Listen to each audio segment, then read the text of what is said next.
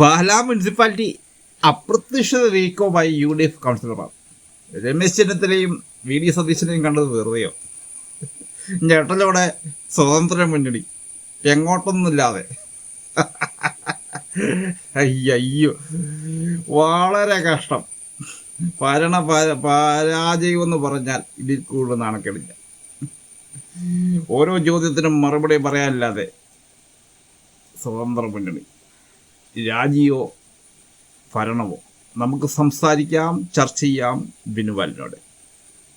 Guys, ഞാൻ ബിനുബാലൻ, പാലായിൽ live ടോക്കുമായി. ഈ വിഷയങ്ങളെല്ലാം ചൂണ്ടിക്കാണിക്കാൻ തുടങ്ങിയപ്പോൾ സമൂഹം എനിക്ക് തന്ന പേരാണ് തിരുത്തൽവാദി. ആ പേര് അനുവൃത്തമാക്കുന്ന വിധം ഞാൻ എൻ്റെ പ്രവർത്തനങ്ങളുമായിട്ട് ഇനി മുന്നോട്ട് പോകാൻ തീരുമാനിച്ചിരിക്കുന്നു. ലജ്ജിപ്പിക്കുന്ന കാര്യങ്ങളാണ്. ഇന്ന് ഇപ്പോൾ കൗൺസിൽ ഇന്ന് നടക്കേണ്ടതായിരുന്നു, ഇന്ന് മാറ്റിവെച്ചു. അതായത് കൊച്ചിനെ നമ്മൾ കുറ്റം പറഞ്ഞിട്ട് കാര്യമില്ല. പക്വതയാകാത്ത, അതായത് അമൂൽ ബേബി ഞാനൊരു മുൻ വീഡിയോയിൽ പറഞ്ഞു. അമൂൽ ബേബി നമ്മൾ എൻ്റെ വീട്ടുകാർ ഉൾപ്പെടെ പലരും എന്നെ കളിയാക്കി. അമൂൽ ബേബി തന്നെയാണ്. കാര്യക്ക് ഗുരുവം വേണം. ഞാനൊക്കെ ഉൾപ്പെടുന്ന, ഞങ്ങൾ കണ്ണാറമ്പി പിടിച്ച ഞങ്ങൾക്കെല്ലാവരും അവിടെ അടിച്ചു കളിച്ച് വളർന്നവരും സമൂഹത്തുമായിട്ട് ഇടപെടുന്നവരുമായിരിക്കും. ഇത് അങ്ങനെയല്ലേ? ഇപ്പോഴത്തെ തലമുറ അറിയാമല്ലേ? അവർ സ്കൂളിൽ പഠിക്കുന്നു, വണ്ടി വരുന്നു, കയറി പോകുന്നു, ആകെ കാണുന്നത് അടിയും അമ്മിയും. കുറ്റപ്പെടുത്തി പറയുന്നല്ല, അതിൻ്റെ ഒരു അത്ര വിവരമുള്ളൂ. ഈ എൻ്റെ വാർഡിൻ്റെ അതിന് പോലും അവർക്കറിയത്തില്ല. അപ്പം ഇതൊക്കെ പറയുമ്പം ചൊറിഞ്ഞിട്ട് കാര്യമില്ല. ഇവർ വിചാരിച്ചത് ഡാഡിയെ വെച്ച് ഭരിക്കാമെന്നായിരുന്നു. പക്ഷെ കളം മാറ്റി. ഡാഡി ഇപ്പം വെറും കൗൺസിലർ. പ്രതിപക്ഷത്തിരുന്നും അവിടെ ഇരുന്നും ഇവിടെ ഇരുന്നും വില വേശി കമ്മീഷനും അടിച്ച് നീണ്ട കാലം നമ്മുടെ വാർഡിലുള്ളവരെല്ലാം പറ്റിക്കുന്ന പറയുമ്പം ഞാൻ പറയുമ്പോഴല്ലോ പലർക്കും ഇഷ്ടപ്പെടുത്തില്ല. ചില ഈ അധികാരത്തിൻ്റെ എച്ചിൽ കഷ്ണം വെച്ച് ഓരോരോ കേസ് കെട്ട് ചെയ്ത് കൊടുത്തിട്ട് ചെയ്ത കഥകളും അല്ലാത്ത കഥകളും അല്ലാത്തവരുമായിട്ട് ഒരുപാട് ഡീറ്റെയിലും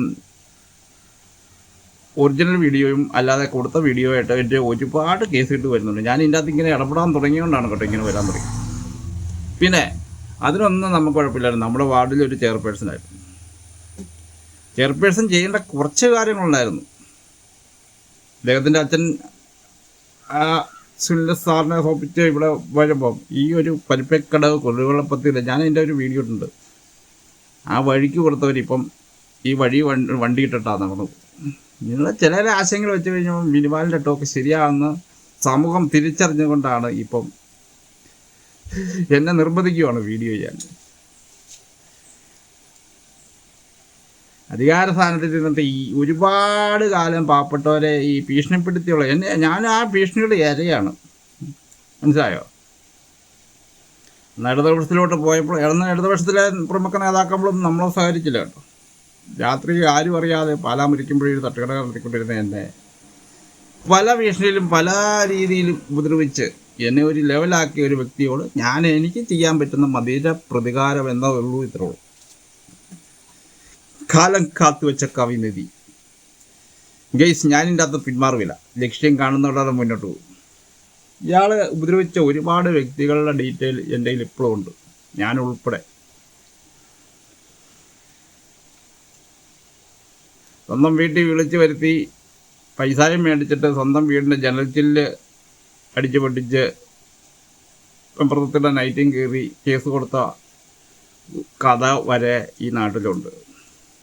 ഇങ്ങനെയുള്ള കരക്കമ്പികളെല്ലാം എല്ലാവർക്കും അറിയാം. ഇതൊക്കെ ബൂമ്രായം പോലെ തിരിച്ചു വരുമെന്ന് ഡാഡി ചിന്തിച്ചില്ല. അല്ലയോ ഡാഡി? ഇപ്പോൾ പ്രതിപക്ഷം ഇവർ കൗൺസിൽ കൂടാൻ ഇപ്പോൾ അനുവദിക്കുന്നില്ലെന്നാണ്. സ്വതന്ത്ര മുന്നണി കൗൺസിൽ കൂടാൻ അനുവദിക്കുന്നില്ല. കാരണം വെച്ചാൽ പ്രതിപക്ഷമല്ല ചോദ്യം, പ്രതിപക്ഷത്തിരിക്കുന്ന പരിണതപ്രജ്ഞരായ ആൾക്കാരാണ്. അവർ പറഞ്ഞു അവരെ കൂട്ടി അധികാരം പിടിക്കുക എന്നുള്ളൊരു ധാരണയിലൊക്കെ ആയിരുന്നു. അവർ പറഞ്ഞു ഇയാളെ കൂട്ടിയുള്ളൊരു പരിപാടിയും വേണമെന്ന് പറഞ്ഞു. അപ്പോൾ ഇവർ ചോദിക്കുന്ന ഓരോ ചോദ്യത്തിനും അതാ ഈ വൈസ് ചെയർമാൻ സ്ഥാനത്തിന് അടി കൂടിക്കൊണ്ടിരുന്നു.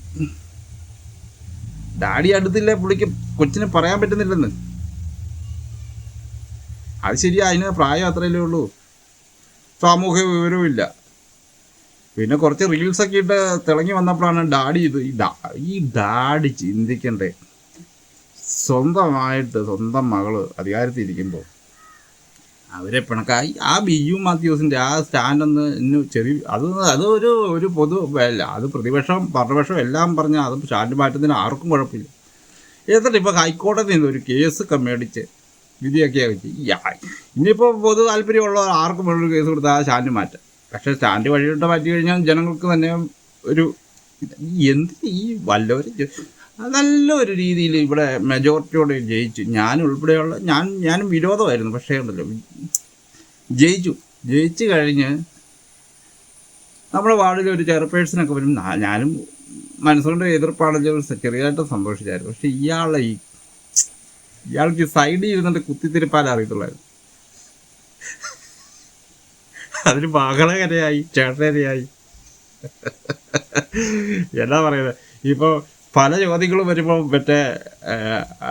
ഈ ദൃശ്യം സിനിമ ഇപ്പോൾ എന്നും വീട്ടിൽ ഇടുകയെന്ന് പറഞ്ഞു. ഈ ദൃശ്യം സിനിമയിൽ ഈ നമ്മൾ പറയുന്ന സംഗതി മാറിപ്പോകാതിരിക്കാൻ വേണ്ടി മോഹൻലാൽ പറയുന്നത് നമ്മൾ പാറപ്പള്ളി പാറപ്പള്ളിയല്ല കേട്ടോ, പാറപ്പള്ളിയിൽ ധ്യാനത്തിന് പോയി ആ കൊച്ചിനോട് പറഞ്ഞു കൊടുക്കുന്നൊരു സീനുണ്ട്. ഇതുപോലെയാണ് കൗൺസിൽ കാളിൽ ഇപ്പം പറയാൻ പറ്റാത്ത ചോദ്യം വരുമ്പോൾ ഞങ്ങളവിടെ ധ്യാനത്തിന് പോയി എന്ന് പറഞ്ഞേക്കാനാണ് ഇപ്പോൾ പറഞ്ഞേക്കുന്നത്. ഡാഡിയുടെ നിർദ്ദേശം അത്രേ ഉള്ളൂ. എന്നിട്ട് അല്ലേ വാക്കൗട്ട് ചെയ്യുക, ഒഴിഞ്ഞു പോവുക. പ്രതിപക്ഷവും വാക്കൗട്ട് ചെയ്യുമെന്ന് കേട്ടിട്ടുണ്ട്, പക്ഷേ ഭരണപക്ഷം വാക്കൗട്ട് ചെയ്യുന്നത് ചരിത്രത്തിലായിരിക്കും. അതും പല മുനിസിപ്പാലിറ്റി. ഞാൻ ഉൾപ്പെടുന്ന എൻ്റെ ചെയർപേഴ്സണിനോട് ഞാൻ ഒരു അഭ്യർത്ഥനമായിരിക്കും പറ്റുമല്ലേ, മായോ രാഹുലിനോ അല്ല അതിൻ്റെ അകത്ത് നേതൃത്വം വയ്ക്കുന്ന നല്ലൊരാൾക്കോ സ്ഥാനം ഒഴിഞ്ഞിട്ട് പോവുക. നിങ്ങളവിടെ പിന്തുണ കൊടുത്തോ, നിങ്ങൾക്ക് കിട്ടുന്ന അധികാരങ്ങളൊക്കെ കിട്ടുമെന്നേ. ഇതിപ്പം ഡാഡി നോക്കണ്ട. ഡാഡി വട്ടപ്പൂജിയ 4 ആളുടെ ബലമില്ലാതെ ഒന്നും ചെയ്യാൻ പറ്റുമോ? പണ്ടൊക്കെ ഈ കാലം നടക്കുമായിരുന്നു. അന്ന് ഈ സോഷ്യൽ മീഡിയ ഒന്നും ഇത്ര ഇല്ലല്ലോ. ഈ തുണ്ട് നോട്ടീസയിലും അപരാധത്തിലൊക്കെ നമ്മളിവിടെയുള്ള കുറച്ച് പാവങ്ങളെ ഓരോ അലക്ട്രൊക്കെ മേടിച്ച് കൊടുത്ത് സെറ്റ് ചെയ്ത് ഇനി നടക്കും. അത് അന്ന് നമ്മൾ പറഞ്ഞത് കറക്റ്റ് ആണെങ്കിൽ അല്ല അതൊരു വിരുദ്ധമാണെങ്കിൽ ഇയാൾക്ക് ഭരണം കിട്ടിയെങ്കിൽ ഇയാളല്ലേ അതിൻ്റെ മകൾക്ക് കിട്ടിയാൽ ഇയാളല്ലേ ഇത് ചെയ്യണ്ടേ? ഇയാൾ ചെയ്ത് കാണിച്ചില്ല. ആ UDFകാരെയൊക്കെ പിണക്കേണ്ട ആവശ്യമുണ്ടായിരുന്നു. അല്ല അതിന് മുമ്പത്തെ വൈസ് ചെയർപേഴ്സൻ്റെയൊക്കെ നോട്ടീസൊക്കെ ഇട്ട് ഇയാൾ തന്നെയാണ്. എന്നിട്ട് പോലും അവർ സഹകരിച്ച് ഇയാളോട് ഇങ്ങനെ ഒരു അധികാരം നിലനിർത്താൻ മുന്നോട്ട് പോകുമ്പോൾ ഇയാൾ ഈ ചൊറിയേണ്ട ആവശ്യം ഉണ്ടായിരുന്നു. ബിജു മാത്യൂസിനെ ചൊറിയേണ്ട ആവശ്യമില്ലായിരുന്നു. പിന്നെ ഈ കോൺഗ്രസിൻ്റെ കൗൺസിലർമാർക്ക് ഇപ്പോൾ അധികാരം വേണമെന്നില്ല. ഇയാളുടെ മകളെ ചെയർപേഴ്സണാക്കി പൊക്കിക്കൊണ്ട് നടക്കേണ്ട ആവശ്യമില്ല. അവർ അപ്പുറത്തിരുന്നാൽ അതിലും മാന്യത കിട്ടും. ഒരു കാരണവശാലും കേരള കോൺഗ്രസ് ഇയാളെ വെച്ച് ഭരിക്കാനും സമ്മതിക്കില്ല. ഇയാളെ ഒന്നേ ഔട്ടാകും, അല്ലെങ്കിൽ UDFന് വഴങ്ങുക. ഇത് മാത്രമേ ഉള്ളൂ. ഇന്ന് കൗൺസിൽ നടക്കേണ്ടതായിരുന്നു, നടന്നിട്ടില്ല. പിന്നെ ഒരുപാട് പേരോട് ഉപദ്രവം ചെയ്തിട്ടുണ്ട് കമ്മീഷൻ. ഇപ്പം ഞാൻ ഈ പാലായിൽ ഒരുപാട് സ്വതന്ത്ര മാധ്യമങ്ങളെന്ന് പറഞ്ഞ ഒരുപാട് പരിപാടികൾ നടക്കുന്നുണ്ട്. എനിക്കും വേണേൽ പൈസ ഉണ്ടാക്കാം. എവിടെയെങ്കിലും പോയിട്ട് വീഡിയോ എടുക്കുക, അത് ഇന്ന പോസ്റ്റ് ചെയ്ത് കഴിഞ്ഞാൽ അവർ പറയും അത് ഉപദ്രവിക്കില്ല, നമുക്ക് അന്നത്തെ ഈ ഇച്ചിരി പൈസ കിട്ടും. അങ്ങനെ ചെയ്യുന്ന കുറച്ച് ഓൺലൈൻ ചാനലുകാരെ കൂട്ടിയാണ് ഇപ്പോഴത്തെ കളി. ഇവർ തന്നെ കാൻഡിൽ ചെയ്യുന്ന ഒരു 3-4 ചാനലുകാരുണ്ട്. എനിക്കറിയാം, വ്യക്തമായിട്ടറിയാം. അവർ ന്യൂസ് എഴുതി കൊടുക്കുന്നു, അത് തന്നെ ഇടുന്നു. ഇതിൻ്റെയൊക്കെ ആവശ്യമുണ്ട്, നടക്കേണ്ട ആവശ്യമുണ്ട്. ജനങ്ങൾക്ക് 13, 14, 15 വാർഡിൽ ഞാൻ ഉൾപ്പെടുന്ന എൻ്റെ വാർഡിൽ എത്ര പ്രശ്നങ്ങൾ കാണിച്ചു. ഞാൻ വിമർശിക്കുന്ന ആളിനെ നോക്കണ്ടെന്ന് ആ വിമർശനം ശരിയാണെന്ന് എൻ്റെ ഇത് കാണുന്നത് നിങ്ങൾക്ക് മനസ്സിലാക്കാൻ പറ്റും. കരിമ്പത്തക്കണ്ടത്തിൻ്റെ അവിടുത്തെ മാലിന്യം സാധാരണ കാലവർഷം തുടങ്ങി 2-3 മഴയ്ക്കെല്ലാം അതിലോട്ട് പോവുകയായിരുന്നു. എന്നാൽ ഇത്തവണ കാലവർഷം ശക്തമായില്ല, എല്ലാം അടിച്ചുകൂടി ഇന്ന് ഈ വീഡിയോ ഷൂട്ട് ചെയ്യുന്നിടം വരെ അവിടെ കിടപ്പുണ്ട്. അതിൻ്റെ അകത്ത് സത്യം ഉണ്ടോയെന്ന് നിങ്ങൾ ചിന്തിക്കുക. ഞാൻ ഒരു വൈരാഗ്യത്തിൻ്റെ പുറത്തായിക്കുന്ന വീഡിയോ ചെയ്യുന്നെങ്കിൽ അതിൻ്റെ അകത്ത് സത്യം ഉണ്ടെന്ന് നോക്കുക. പരിപ്പള്ളിക്കടവ് കുടിവെള്ളപ്പതിക്ക് ഇവിടെ വഴി കൊടുത്ത അവരൊക്കെ കാറുണ്ട്, ബൈക്കുണ്ട്, എല്ലാം ഉണ്ട്. അവർ ആ വെള്ളം പോലും എടുക്കുന്നില്ല. ആ വഴി 6 ദിവസം കൊണ്ട് ടാർ ചെയ്ത് കൊടുക്കാമെന്ന് പറഞ്ഞ ആ വഴിയുടെ അവസ്ഥ നടന്നു പോകാൻ പോലും പറ്റാത്തത്. ഇങ്ങോട്ട് വന്നിട്ടില്ല ജയിച്ച് കഴിഞ്ഞ്. പിന്നെ തൊഴിലുറപ്പുകാരെയും അല്ലാതെ അയൽക്കൂട്ടക്കാരെയും കളിയാക്കി പറയുന്നതല്ല, ഇവരെ എല്ലാം സോപ്പിട്ടിട്ട് ഒരുമാതിരി നമ്മൾ ഈ വിമർശിക്കുന്നവരെ കളിയാക്കുന്ന ഒരു രീതി. അത് ഈ ദൈവം കാണിച്ചു കൊടുത്ത ഈ ചെയർപേഴ്സണാനും കിട്ടിക്കഴിയുമ്പോഴത്തേനും ഡാഡി ഒന്ന് കൊടുക്കുക, അത് ശരി തന്നെയാണ്. ഇയാളുടെ അഹങ്കാരമുണ്ട്. നിയമലംഘനത്തിൻ്റെ അങ്ങേയറ്റതാണ്. ഇനി നമ്മളെ റിസോർട്ടിന് അങ്ങോട്ടൊന്നും പോയിട്ടില്ല കേട്ടോ. റിസോർട്ടിൻ്റെ അങ്ങോട്ടൊക്കെ ഇനി നമ്മൾ ഹെലിക്കാമൊക്കെ ആയിട്ട് ഇറങ്ങാൻ പോവുക. പല ഇല്ലീഗൽ മാർഗങ്ങൾ ആ റിസോർട്ടിൻ്റെ പരിസരത്ത് നടത്തുന്നതാണ് നമുക്ക് കിട്ടിയ അറിവ്. നമ്മൾ ചൊറിയാൻ തുടങ്ങിയാൽ ചൊറിയും, അത്രേ ഉള്ളൂ അല്ലേ. ഞാൻ രാത്രിയിൽ കോഴിക്കോട്ടെ ഉരുട്ടി, ഞാൻ എൻ്റെ കട 2 മണി തൊട്ട് 6 മണി വരെയാണ്. ഉരുട്ടി ചെന്ന് കഴിയുമ്പോഴല്ല കടയും കുത്തിക്കീറി വെള്ളം. എനിക്കറിയത്തില്ല അതാരാ ചെയ്തതെന്ന് അറിയത്തില്ല. ചെയ്ത ആൾക്കാരുടെ രേഖയുണ്ട്, പോലീസിൻ്റെ റിപ്പോർട്ടുണ്ട്, ക്യാമറയുടെ എല്ലാം ഉണ്ട്. ആരാ ചെയ്തത് അറിയത്തില്ല. നമുക്കിട്ട് ചെയ്ത പണി നമുക്ക് ഇപ്പം ഇങ്ങനെ കിട്ടുമ്പോൾ നമ്മൾ പിന്നെ അങ്ങനെ ഒരു ടോക്കെങ്കിൽ ടോക്ക് അത് ശരിയാണ്. ജനങ്ങൾ ജയിപ്പിച്ച് വിട്ട് കഴിഞ്ഞാൽ ജനങ്ങൾക്ക് വേണ്ടി വല്ലതും ചെയ്യാൻ നോക്കുക. അല്ലാതെ കൂടെ നിൽക്കുന്നതുകൊണ്ട് മാറ്റിയിട്ട് ഞാനാ വലുത്, ഞാൻ എൻ്റെ മകള് വലുത്, അല്ലെ ചിറ്റപ്പനാ വലുതെന്ന് പറഞ്ഞത് പണം നടത്തും നോക്കി. ഇത് നോക്കിക്കോ, ഇന്ന് കൗൺസിലർ നടക്കേണ്ടതായിരുന്നു. ഇതിപ്പോൾ എൻ്റെ അനലൈസിങ്ങാണ്. അവരുടെ മുന്നണി തന്നെ ഇതുണ്ട്. ഏത് കാലത്തും ഡാഡിയെ ചേർത്ത് പിടിച്ച് സംസാരിക്കാൻ പറ്റുമല്ലോ. നേരെ ചൊവ്വേ ഒരു വർത്തമാനം ചോദിച്ചാൽ ആ കൊച്ചിനെ അറിയത്തില്ല. കൊച്ചിനെ നമ്മൾ കുറ്റം പറയുന്നില്ല. ഇതിപ്പോൾ 15-ാം വാർഡുകാർക്ക് തെറ്റി.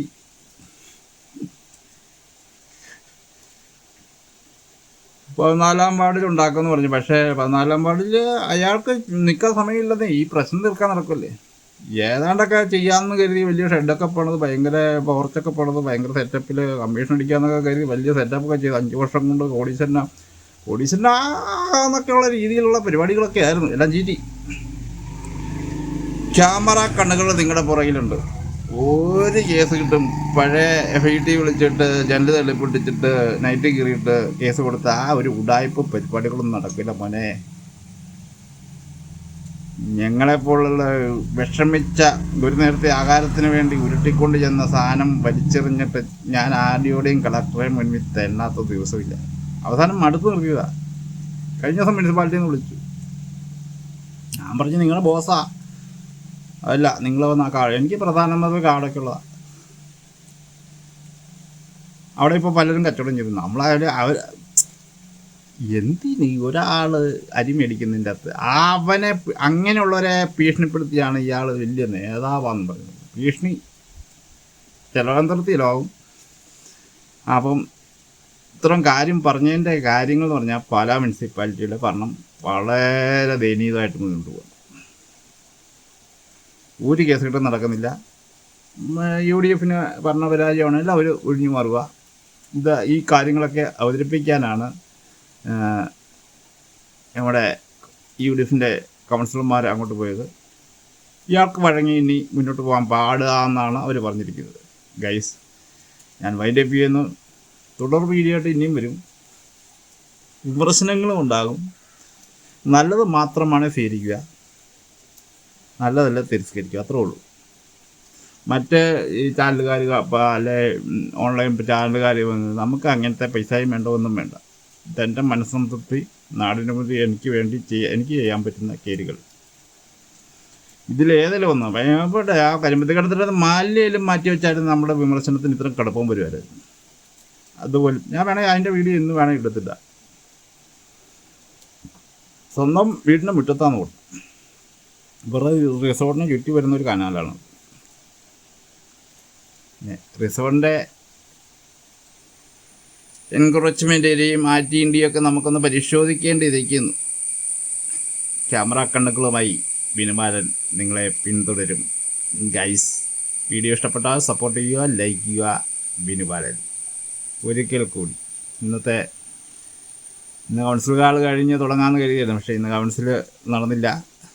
അതുകൊണ്ട് വൈൻഡപ്പ് ചെയ്യുന്നു. പാലാ മുനിസിപ്പാലിറ്റിയുടെ പല വിഷയങ്ങളുമായിട്ട് ഇനിയും വരും. ഓക്കെ, സപ്പോർട്ട് ചെയ്യാം.